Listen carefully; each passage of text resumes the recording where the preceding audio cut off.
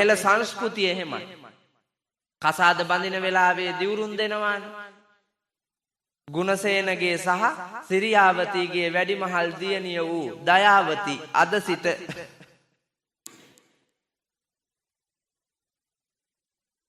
නිමල් රත්නායක නම් වූ මා අතිනතගෙන දිවි දෙවැනි කොට ඇගේ සතුට සැනසීම ප්‍රීතිය පසක් කරමින් 4 වරිගයක නෑයෝ ඉදිරියේ මා ප්‍රතිඥා දෙමි කියලානේ අරන් යන්නේ අරුන්දාව. ඒකොල්ලා ගෙනහිලා ඒක අබුදි අරක විකාර කියලා.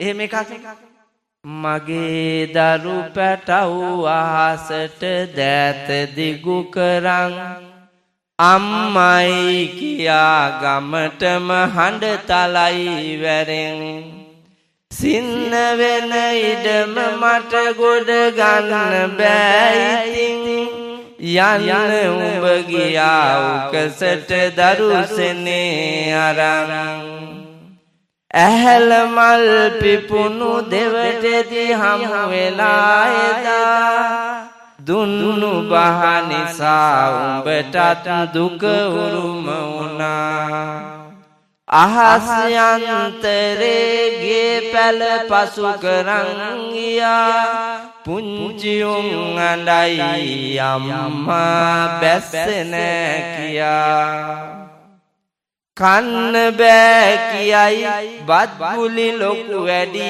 කියයි නින්ද නෑ කියයි මගේ කවිතාලේ නෑ කියයි මටත් නින්ද නෑ හිත නුඹ ගැනම ගතු කියයි හඬන හිත නිවන මල් පැණි නැතුව බැරි හැඩයි ගෑනු විකුණාගෙන කාපු උන්ගේ ඉර නම පුතා අසංග පියමන්ත පීරිස් අඬ අඬ ඕක කියනවා වේදිකාවේ මං අහලා තියෙනවා ලංකාවට ඒකමයි උනේ පුතා අර පාර්ලිමේන්තුවේ සුදු ඇඳගෙන පටි බැඳගෙන අරුන් කියනවා විදේශ විනිමය ගලාගෙන එනවලු පිටරට ගියපු ගෑනුන්ගේ ඒ දරුවෝ පුනරුත්ථාපනය කරන්න ඒ බින්දෙන පවුල් වලට නීතිය පසක් කරන්න සමාජය පවත්වාගෙන යන්න ඔවුන්ව නඩත්තු කරන්න පොලිසියට උසාවියට හිරගෙදරට රථවාහනවලට සමාජ සංවර්ධන ආයතන වලට යන වියදම් පිළිබඳව කිසි තක්සේරුවක් නැහැ. අර ඌට කණ්ඩ ආපු විනිමය තමයි බැලුවේ. ඒ තරම් කැත සමාජ ක්‍රමයකට ලංකාව ඇදලා දාලා තියෙනවා. එහින්දා පුතා උත්තරා කුමාරී ඒ જાතියේ නෙමෙයි.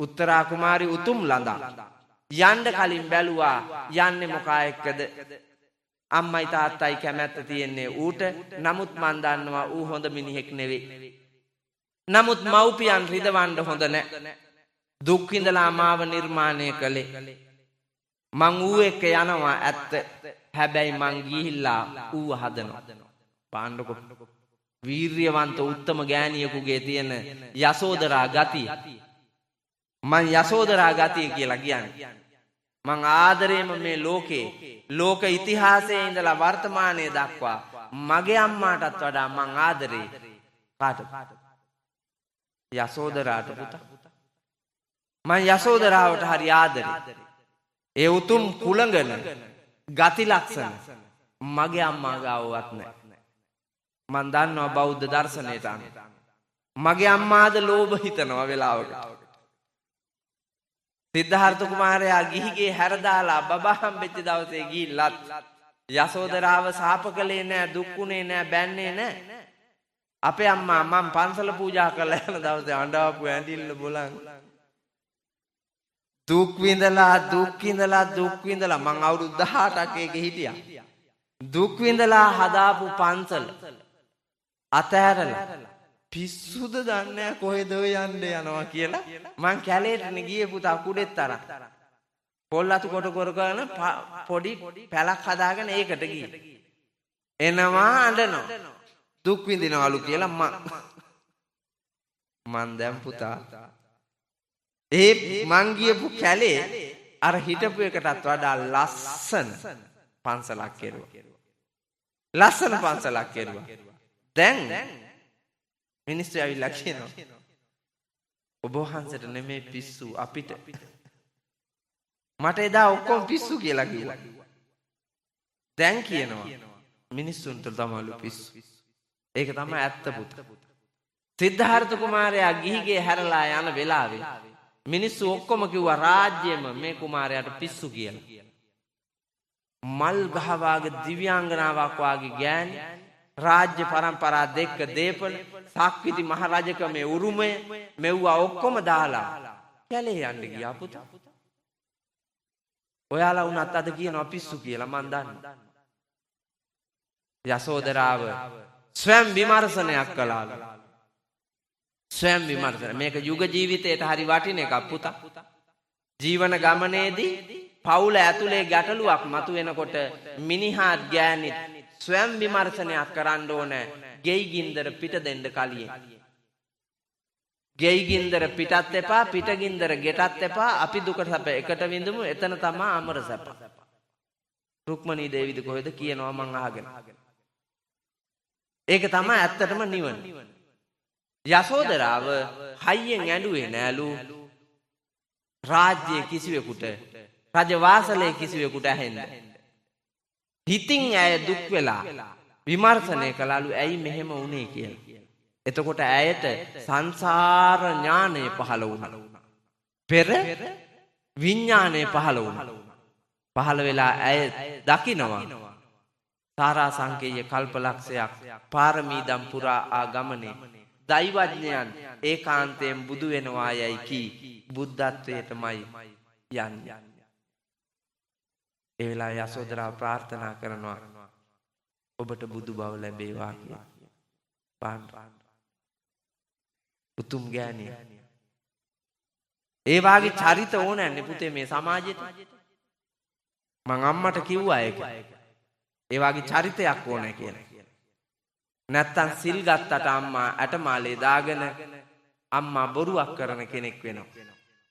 එහෙනම් මං සම්බුද්ධ ශාසනයට පූජා කළා නම් මං ගැන පස්සෙන් ඇවිද අඬන්න එපා කිව්වා. පූජා කළ වස්තුව අල්ලගෙන ඉන්න එපා කිව්වා. අතාරින්න කිව්වම. මම මේ මුළු ලෝකෙටම අයිති දැන්. අම්මට අයිති නැහැ. මා සියලු රටවැසියන්ගේ ලෝවැසියන්ගේ බුද්ධ පුත්‍රයෙක් විනා අම්මාගේ පුතාම නෙමෙයි කිව්වා. ඒ ගමන අම්මා. ඒ වෙලාවට හිත හදාගත්තා මන් දන්න. නමුදු තවද මා දිහා බලාගෙන විමසිල්ලෙන් දුකේදී සැපේදී හඳුළු හලන්නට එන අර කෙලස් බර ලෝකේ මවක්මයි. කෙලස් බර ලෝකේ මවක්මයි. ඒ පෘතජන ගතියෙන් අත මිදුනේ නැත්තම් පුතා පැවිද්දේ අගේ මගේ අම්මාටත් තේරෙන්නේ නැති වෙනවා.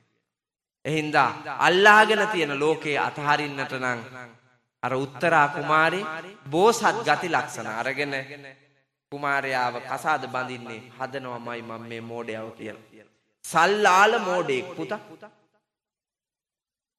පස්සේ කසාද බැඳලා ගිහිල්ලා කීකරු බිරිඳක් හැටියට ඉඳලා උපක්‍රමශීලීව ගණිකාවක්ව ගෙදෙට්ට ගන්නවා ගෙදර වැඩට. ලස්සන කෙල්ලා. උත්තරාටත් වඩා ලපටි. සල්ලාලයා ඉන්න තැනට ගෙනාවා. උත්තරාවුන්ට ගේන් එළියටවත් බහින්න දීපු නැති මේ සල්ලාල සැමියා අර කෙල්ල ඇවිල්ලා ටික දවසක් යනකොට උත්තරාවුන්ට කියනවා උත්තරාවුන් ඔයා මාත් එක්ක දීගාවට පස්සේ ඔයාට සිල් ගන්න යන්න බැරි වුණා. ඔයා වෙනදා භාවනා කළා භාවනා කරන්න යන්න බැරි වුණා. ඔයා දන් දෙන්න ගියා දන් දෙන්න යන්න බැරි වුණා. ඔයා ශ්‍රම දාන වලට ගියා ඒ කාලේ දැන් ඒ වට යන්නේ. ඇයි? මං අකමැත්තක් නැහැ ගියාට කමක් නැහැ කිව්වා. ඒ ගමන උත්තරාවුන් දන්නවනේ දැන් එන්නේ කොතෙන්ටද කියලා. උත්තරාවුන් ඒකට ඉඩ දීලා දාසියව ගෙදර තියලා උත්තරාවුන් යනවා. උත්තරාවුන් සිල් ගන්න යනකොටම මේ දෙන්නත් සිල් ගන්න යනවා. උත්තරාවුන් පන්සලට යනවා. මේ දෙන්න කාමර ඇත කියන තැනකට යනවා. උත්තරාවුන් සිල් පවාරණය කරලා එන්න කලින් මෙවුන් දෙන්න එනවා. ඇවිල්ලා ගෙදර ඉන්නවා. උත්තරා උන් ඇවිල්ලා බලනකොට අතු ගාලත් නැහැ, වලං හොදලත් නැහැ, රෙදි හොදලත් නැහැ, මොකුත් වෙලා නැහැ වැඩ.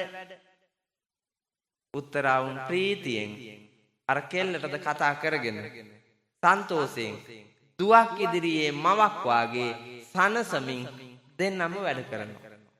මෙහෙම ටික දවසක් යනකොට අර ගණිකාවට හිතෙනවා පුතා පුදුම ගෑණියක් නේ.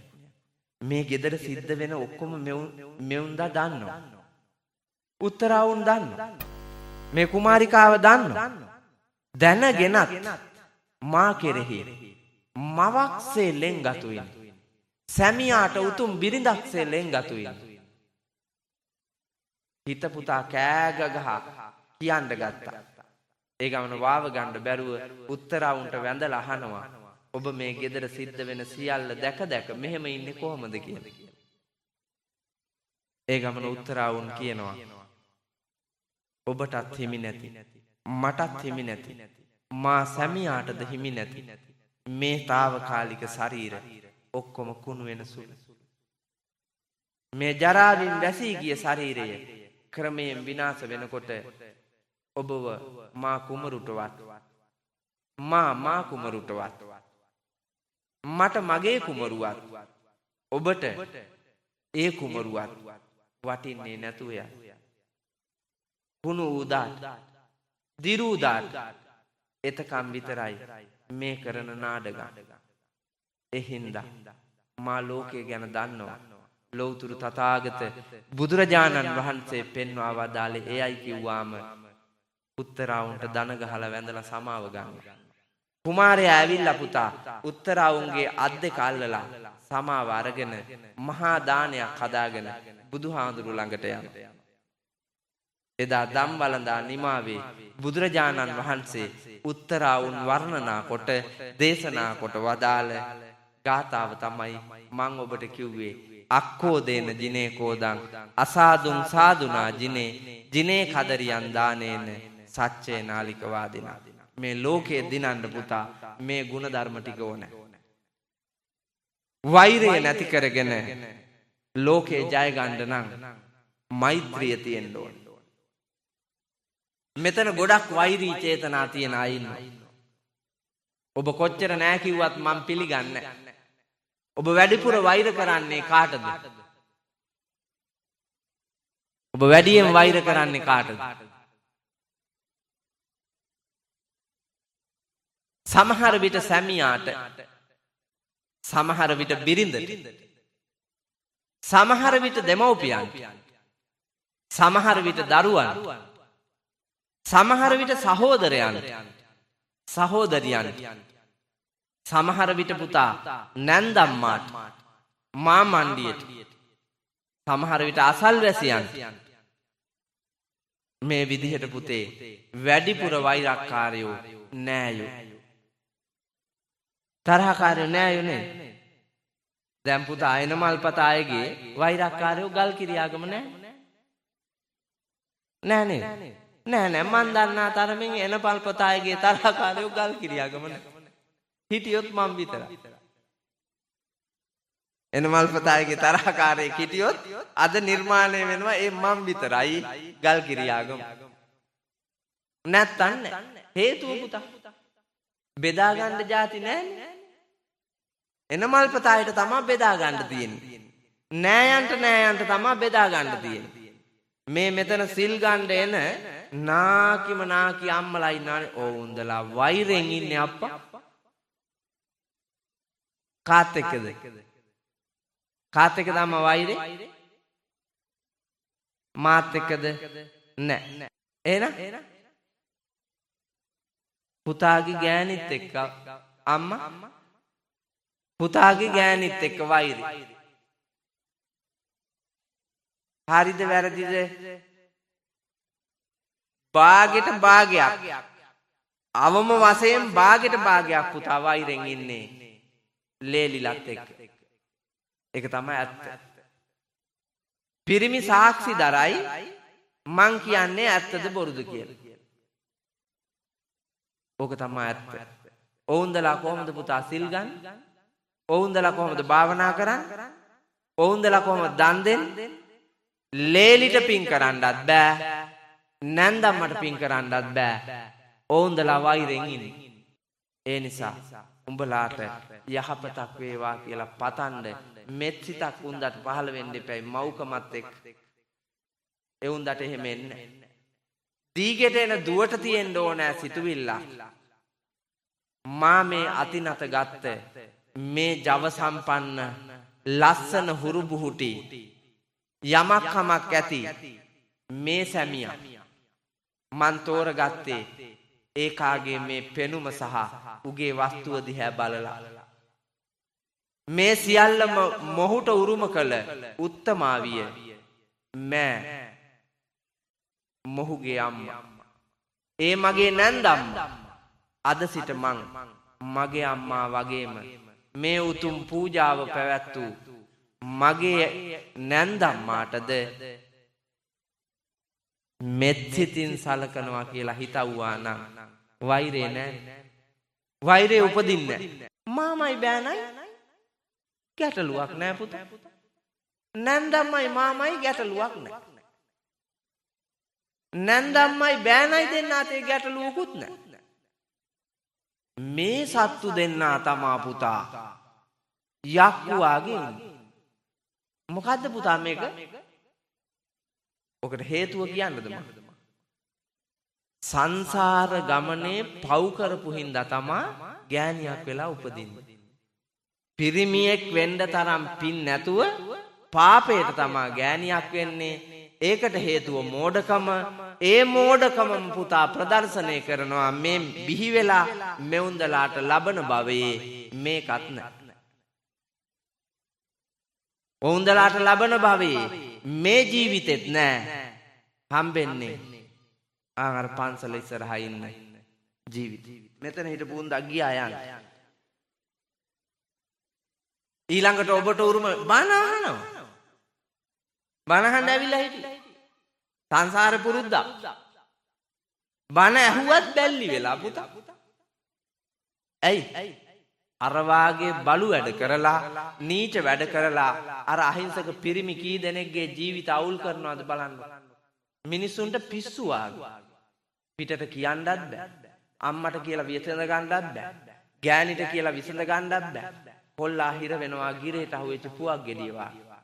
අර මහ පිරිමියත් ඒ වාගේ නාකි ලොක්කිට කියලා හදා ගන්නත් බෑ. ලේලිට කියලා හදා ගන්නත් බෑ. ලොක්කත් අසරණ වෙනවා. අවසානයේ පින්නතුනි මුළු පවුලම ගිනි ගයක්සේ ඇවිලෙන්න ගන්නවා ගිහිගේ. වෛරය. කාගේ හරි මෛත්‍රිය උපදවාගෙන ඔබට හතුරුකම් කරන තැනැත්තන් වෙනුවෙන් ඔබ දිරියෙන් නුවණින් උපක්‍රමශීලීව කටයුතු කොට මෙත් වඩන්න පුළුවන් නම් ඒක තමයි ඇත්ත. ජයග්‍රහණය එතන. පුළුවන් පුතා එහෙම. අපිට පුළුවන්. අබේදානෙ දුන්නා එළදෙනකුට පුතා. ඒකා යක්ෂයෙක් පැටව දාපුවා. කිට්ටු වෙන්න බෑ කාටවත්. අවසානයේ මිනිස්සු මට කිව්වා හාමුදුරුවනේ ඕකා මසට බැරි නම් මොකේටවත් දීලා දාන්න නැත්නම් ඔබ වහන්සේට ඇනලා මොකක් හරි කරනවා. දාරුචීරිය හාමුදුරුවෝ මැරුණේ එළදෙනක් ඇනලාලු. ඒ හින්දා ඔබ වහන්සේටත් ඕකා නම් එච්චර ගැලපෙන්නේ නැහැ කියලා කිව්වා. මම පුතා සතියක් යන්න ඉස්සෙල්ලා එළදෙනගේ ඔළුව අත ගාලා අතින් ගෙනහිල්ලා කන්න දෙන්න හැදුවා. මම ඒකට උපක්‍රම පාවිච්චි කරුවා. එළදෙන ආසම මොනවද කියලා බල්ලා කන්න මම ඒවා ගෙනහින් දීලා මම ආදරය කරලා එළදෙනව මෛත්‍රී සහගත සතෙක් කෙරුවා. ඕනම මිනිහෙක් පුළුවන් පුතා. ඒකට එකම උපක්‍රමය පාවිච්චි කරලා බෑ. විවිධ උපක්‍රම පාවිච්චි කරන්න. මං ඉස්කෝලේ පාන්ති කාමරේ උගන්වනකොට සමහර තූල්කාරයන්ට ගහලා තියෙනවා පුතා. මට අධ්‍යාපනික ලෝකයේ තිබිච්ච තහංචි බන්ධන කඩාගෙන යන්න වෙච්ච තැන් තියෙනවා. ඒ හින්දා හීලෑ කරන්න අමාරු, මෝඩ ගති වැඩි. කොල්ලම්ව හීලෑ කොට උන්ට විමුක්තිය දෙන්න මං ඇතැම් උපක්‍රම පාවිච්චි කරුවා. පන්තියේ නහර වැඩිම එකා බල්ලා තමයි තලන්නේ. එතකොට අනික් යොන් ඔක්කොම හීලා වෙනවා. මං ගහලා තියෙනවා මේ නහය අගට පුතා. විනාඩි 5ක් 6ක් කොහොම කර කර ඉන්න. මේ නහය අගට වදින්න ගැහුවාම මේ ස්නායු නහයේ තියෙන කෙලින්ම ළඟම මොලේට තියෙන වේගයෙන් වැඩ කරන ස්නායු තීව්‍ර ටිකක් තියෙන. වැදිච්ච ගමන් පුතා මොලේ සෛල එකපාරටම විකෘති වෙනවා. ඌට සෑහෙන වෙලාවක් යනවා මොකද උනේ කියලා ආපහු හේබා ගන්න පුතා. ඒ අතරේ මම පන්ති කාමරේ වටේ ඇවිදිමින් උගන්නමින් උගෙන් ඌට උත්තර දෙන්න පුළුවන්ම කියලා හිතන ලේසි ප්‍රශ්න උගෙන් අහනවා. උගෙන් අහලා මං ඌට ලකුණු දානවා. මේ රවීන්ද්‍ර වාගේ වෙනවා කොයිසි බලනවා ඌට මතක. තමසලට මේ ලෝකේ දෙයක් මතක නෑ කියලා. පන්ති කාමරෙන් මං එළියට යනකොට ඉස්සරෝම ඇවිල්ලා දන ගහලා වඳින එක කරනවා මං ඒකව. නැත්තම් වෛරක්කාරයෙක් වෙනවා. ඒකට මං පාවිච්චි කරුවා අර ගුරුවරයන්ගේ කවිය පුතා. මං අර මුලදී කියන්න හදලා මෙවුන්දලාගෙන් අහලා දන්නේ නැති මැටි මෝල් ගුරු හොරු කියලා එහෙම ඉන්නවනේ. මොකද්ද ඒ කවිය? සිසු සිත නොරිදවා වේලාව නොවරදවා ගුරු පෙම් උපදවා අකුරු කරවයි ගුරුන් සොඳවා. ඕක තමයි කවි. ගුරුවරයා හොඳට අකුරු කෙරෙව්වොත් තමා පුතා ශිෂ්‍යයා හරියට ඉගෙන ගන්න. ගුරුවරයා මග ඇරලා මගදී අල්ලා ගන්න අදහසින් පන්තියේ උගන්වන්න නැතුව හිටියොත් ඒක ගුරු හොරා හින්දා ඌට හරියන්නේ නැහැ. ඌට හරියන්නේ නැහැ පුතා. මරු ටිකක් ගත්තට වෑන් එකක් ගත්තට කාර් එකක් ගත්තට ජිප් එකක් ගත්තාට ඌට හරියන්නේ නැහැ. තට්ටු ගණන් ගේ හැදුවාට ඕකට හරියන්නේ. මන් දන්නවා පටිසන් දෙනවාමයි. හිතේ සතුටින් බුදියන්න බෑ. දරුවන්ගේ ලෝකය ගුරුවර කියන්නේ අඳුර නැති කරන්න. දරුවන්ගේ ලෝකයේහි අඳුර දුරු කරන්න උත්තමයා ගුරුවරයා. ඒ ගුරු භූමිකාවේ අභිමානය ආරක්ෂා කරමින් ගෞරවය ආරක්ෂා කරමින් සිසු දරුවන් කෙරෙහි මෙත් සිතින් උගන්වන්නේ නැතුව ආර්ථිකයට හයිය දෙන අදහසින් පමණක් තමන්ගේ වටපිටාව හැදුවොත් ඌට හරියන්නේ නැහැ කියලා මම මේ කියන්නේ. හොඳ ගුරුවරු ඇති. මම ඒකයි කිව්වේ සමහර කියලා දාගන්න කියලා. සමහර කියලා දාගත්තාම ඔබ හොඳ ගුරුවරයෙක් නම් ඔබ හොඳ ගුරුවරියක් නම් ඔබට ප්‍රශ්නයක් නැහැ. හාමුදුරුවනේ මං කවදාක්වත් ශිෂ්‍යයෙකුට අහිතක් වෙන්න තිබ්බේ නැහැ. මං තියන්නෙත් නැහැ කියන දැඩි විශ්වාසය ඔබට තියෙනවා නම් ඔබට බොහොම පිං. හැබැයි මං දකින්නේ පුතා ටියුෂන් එකත් ඇදලා පැය ගාණක් ඉස්කෝලේට එනවා 9ට. මම මුලදී අස්සම් කරනකොට මට ඇවිල්ලා තහංචියක් දැම්මා ආපු වෙලාවට අස්සම් කරන්න එපා කියලා. ආවේ 7ට නම් මට කිව්වා 6:30 දාලා අස්සම් කරන්න කියලා. ඇයි? පහුවෙලා එන උන්ට වෙලාව ඕනලු. ඒකොල්ලා අර 9ට එන එකත් පුතා 7:30යි කියලා දාලා අස්සම් කරලා විදුහල්පති රතුවිර ගහලා යටින් ලියනවා. විදුහල්පති තොරා පහුවෙලා අපේ එකත් හොරා. ළමයිගේ කාලච්ඡේද 3ක් කාබාසිනියා කොල්ලා එන මූට හරියනවද? හරියන්නේ නැහැ. මග ටියුෂන් එක ඇදලා එනවා. ඇවිල්ලා විදුහල්පතිට 10 මාරට රෝල්ස් එක්කුයි ප්ලේන්ටියකුයි දෙනවා පුතා. ඌත් ඒක ගිලලා අරුට රතු ඉර ගහන්නේ. රෝල්ස් එකයි ප්ලේන්ටියයි. වැසිකිලි වැලකට බහපන්. තේ වෙලාවට වැසිකිලි වැලකට බැස්සා නම් පුතා ඊට වඩා වටිනවා. එහෙම නීචයෝ ඉන්නවා මේ රටේ. වෛරී ලෝකයක් තනන. අවසානයේ ශිෂ්‍යෝ මග වැරදිලා අතරමං වෙච්චාම සමාජයට වෛර කරනවා. අද එහෙම වෛරී සමාජයක් තියෙනවා. මං අහගෙන හිටියා ආද මංකොල්ල කාර්යෝ දෙන්නේ කල්ලලා හිටියා අවුරුදු 24යි 30යි. පුතා ඉස්කෝලේ ජීවිතේ ඉවර වුණා විතරයි. බරපතල මංකොල්ල කාර්යෝ. කුඩු කාර්යෝ අල්ලලා හිටියා අවුරුදු 24යි 25යි. බරපතල ඛේදනීය වයසක් පුතා. උසස් පෙළ ඉවර වෙනකොට පුතේ අවුරුදු 22ක් විතර වෙනවා. ඒ ළමයින්ගේ ජීවිතවලට නිමාවේ සනිටු හම්බෙන ප්‍රතිඵලය අර ඒ රටෙන් ඇති වැඩක් නැහැ. පින්වන්ත වීරියවන්ත යන්න මගක් ඇති જાතියක් නිර්මාණය කෙරුවා නම් හොරු බිහි වෙන්න, මංකොල්ලකාරයෝ බිහි වෙන්න, මිනිමරුවෝ බිහි වෙන්න, කසිප්පු පෙරන්නෝ කුඩු ගේන්නෝ බිහි වෙන්න. එවැනිම මෝඩයන් ඉන්නවා නම් ඒ මෝඩයන්ට ක්‍රමවත් නිසි නීතියම තිබ්බා නම් පුතා රටේ ඕක වෙන්නේ නැහැ. ඒ හින්දා මෙත්සිට ඇති සමාජයක් තනා වෛරී ලෝකය මර්ධනය කරගන්න වීරිය කළ යුතුයි. ඒ ලෝකයට පුතා දියුණුව නියතයි. පහන් බව නියතයි. මයි පුතා ඔරලෝසුව තියාපන් නැත්තම් අරුන්දලා වෛර කරනවා මට.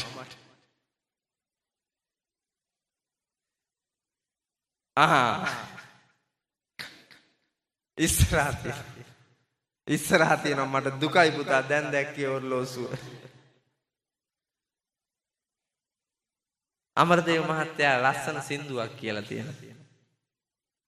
කෙල්ලෙකුයි කොල්ලෙකුයි යාළු වෙලා හිටියා. ඕන් දෙන්න යාළු වෙලා ඉඳලා අවුරුදු 6ක් විතරලු පුතා. කොල්ලාගෙන් ගන්න තිබ්බුවා අරන් මේකි බෑ කිව්වා. අතර මගදී බෑ කිව්වා. බෑ කියලා ඒ ගමේම එහා බෑවුනේ වෙන එකෙක්ව යාළු කරගත්තා. ඒකට ටිකක් දඟකාර ගතියක් තියෙනවා. යමක් කමක් තියෙනවා. මේ කොල්ලා හරි හීලයි මහ ලොකු වත්කමකුත් නැහැ. ඒ වුණාට හරි පින්වන්ත පෙම්වතා පුතා. මේකිට ඒක දැනුනේ නැහැ. අතහැරලා අර කොල්ලාව කසාද බඳින්නේ හෙට කියලා කලින් පෙම්වතාට ආරංචි වෙනවා. මගුල් ගෙදර දවස උදා වුණා. අවුරුදු 6ක් පෙම් කළ පෙම්වතිය අද ගමෙන් කොල්ලෙක්ගේ අතිනතගෙන යන්න යනවා. මේ පෙම්වතා දොරකඩට ඇවිල්ලා තමන්ගේ ගේ ඉස්සරහින් යන්න යන ජෝඩුව දිහා බලාගෙන ඉන්නවා. ඒ බලාගෙන ඉන්නකොට පුතා කොල්ලගේ හිතට ආපු සිතුවිල්ල මේ ගීතේ තියෙනවා. වෙන එකෙක් නම් පීයෙන් අයිනවා. මෝඩෙක් නම් පීයෙන් අයිනවා. ඇසිඩ් ගහන, වෙඩි තියන, ගෙල වැල දා ගන්න. පෙම්වතාටත් පෙම්වතියටත් මොකක් හරි කරදරයක් කරන. කැලෑ පත්‍ර ගහන. මේ කොල්ලා මොනවත් කළේ නේ? මෙත්සිතෙන් යන්න යන පෙම්වතිය දිහා, අඹුසැමියෝ දිහා බලලා, මනමාල ජෝඩුව දිහා බලලා ලස්සන ප්‍රාර්ථනාවක් කරනවා පුතා. හිතෙන් ප්‍රාර්ථනාවක් කරනවා. නෙළුම් මල් පොකුරක් වාගේ මං ඔයාට පූජා කරපු ආදරේ හරි ලස්සනයි. සුවඳ. පිරිසිදු. ඒත් ඔයා ඒක දැක්කේ නැහැ. ඔයාගේ බුද්ධියේ ප්‍රමාණයට ඔයා කටයුතු කළේ. මං තරහ නැහැ. ඔබ අද අතිනෙතගෙන යන්න ඔය සැමියා එක්ක චිරාත් කාලයක් දිවි ගෙවන්නට වාසනාවන්තයෝ වේවා. නින්දකදීවත් කඳුලක් නූපදීවා. කරන කියන සියලු කටයුතු සෞභාග්‍යමත් වේවා. මණික් ගලකින් කරන ලද පහනක් වාගේ ඔයාලගේ යුග ජීවිතය ආලෝකමත් වේවා. කිසි දිනක අඳුරක් නොවැටේවා. පතිවත ඇතිව කුලවත් ගමනක් යන බව මට විශ්වාසයි. මං ඔබේ පළවෙනි පෙම්වතා. ඔබේ පතිවතට මගෙන් කවදාවත් අබමල් රේනුවක කැලලක් වෙලා නැහැ. ඒ නිසා උත්තම දීගක යන පින්වත් උඹටත් උඹේ සැමියාටත් යහපතක්ම වේවා. වෙනදටත් වඩා උඹ හරි ලස්සනයි. මම වෙනදටත් වඩා උඹට හරි ආදරේ. ශ්‍රී සුබ මංගලම්.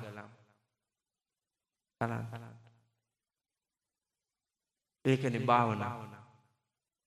කාටද පුතා එහෙම පුළුවන්? මේක මහා බැරෑරුම් කාරණාවක්. මහා ප්‍රඥයෙකුට මිසක් බෑ කරන්න. මෛත්‍රිය ඉවසීම කෙල පැමිණි මිනිහෙකුට මිසක් බෑ කරන්න. මේ කොල්ලා එක කරනවා. මේ ගීතේ තියෙන්නේ පුතේ මෛත්‍රී භාවනාවමයි. සුදු මාත්‍යා. සින්දුව මතකයි නේද?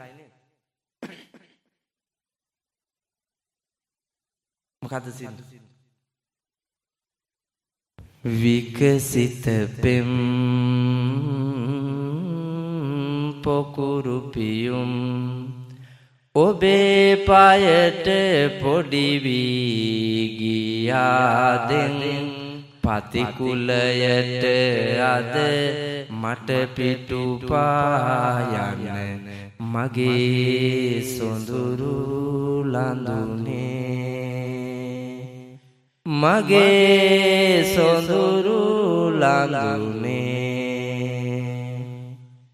නෙතේ කඳුළු බිඳු රැතනියානේ ඉහයින්දර ඉඳ ඉකි බිඳිනා සඳ ආදර සැමරුම් ප්‍රේම පුරානේ ඔබට විරාගිනී නොගෙනේවා ඔබට විරාගිනී නොගෙනේවා තනිකම රජයන පාළු විමානේ ගොම්මන් කළුවර හඬා වැටෙතින්දී ඔබේ දිවි අරනේ රුවන් විජිතේ මැණික් පාන් වැට දැල්වේවා මැණික් පාන් වැට දැල්වේවා අපාදකේ මේ මෙත්තං මෙත්තං දිපාදකේ මේ චතුප්පදේහි මේ මෙත්තං මෙත්තං බහුප්පදේහි මේ මාමං අපාදකෝ හිංසේ මාමං හිංසි දිපාදකෝ මාමං චතුප්පදෝ හිංසි මාමං හිංසි බහුප්පදෝ අපා දෙපා සිව්පා බහුපා කියන සියලු සතුන්ට ඔබ ආදරෙයි නම් පෙරලා ඒ සතුන්ද ඔබට ආදරය කරනු ඇත. ඔබ වෛර කළොත් ඒ සතුන්ද ඔබට වෛර කරනු ඇත. ඒ හින්දා මෙත් සිතින් ප්‍රඥාවෙන් නුවණින් අපට ලෝකේ සතුට ලබන්න නම් ලෝකයට සතුට බෙදන්න ඕන. විශ්වයේ පවතින්නේ ආදරය මත. විශ්වයේ ජීවය පවතින්නේ ආදරය මත. ආන්ගේ විශ්වසනීයත්වයෙන් යුතු සත් ආදරයෙන් බැඳී ජීවිතේ තනන්න පින්නතුනි නිවනට මඟ යයි. අසාදුන් සාදුනා ජිනේ අසත්පුරුෂකම ජය ගන්න නම් අසත්පුරුෂයන් ජය ගන්න නම් සත්පුරුෂයෝ වෙන්න ඕන. අසත් කියන්නේ මොකක්ද? සත් අසත්. සත් කියන්නේ යහපත්. අසත් කියන්නේ අයහපත්. පුරුෂ කියන්නේ පුරුෂ කියන්නේ මොකක්ද? පුරුෂ නැද්ද? ඇත්තට මොකද්ද පුරුෂ කිව්වොත්? පෞරුෂය. සත් පෞරුෂය සහ අසත් පෞරුෂය. බලන්න පුතා සමහරු කැපී පෙනී පව් කරනවා. ඌට පෞරුෂය තියෙනවා මෝඩ පව්කාර වැඩ කරන්න. දැන් අරක්කු බීලා වීරයා වාගේ ගමේ මැද්දේ යනවා පේනව නේද?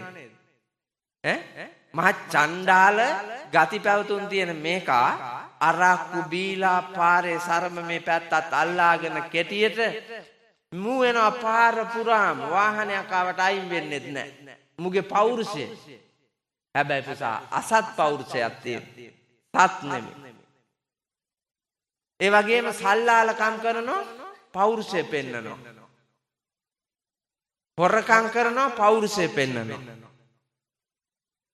බයාදු නීච නපුරු දුෂ්ට වැඩ කරනවා දේශපාලඥයෝ. හැබැයි පෞරුෂය පෙන්නලා ඒක කරන්නේ. තමන්ගේ බලය පෙන්නලා. නීච මිනිස්සු. ශ්‍රී ලංකා පොලිසිය බලන්නකෝ. බලය පෙන්නලා ඉවරලා සාක්කුවට දා ගන්නවා. පෞරුෂයට තමයි පුතා. පෞරුෂයට මේක නීච වැඩ. අර යුනිෆෝම් එකේ පෞරුෂය පෙන්නලා වැලි ටිපර් එකෙන් හීන් සැරේ අරගත්ත දාගත්ත සාක්කුවට. නෑ නැත්තේ නෑ. ඔව් ඔක්කොම නෙමෙයි.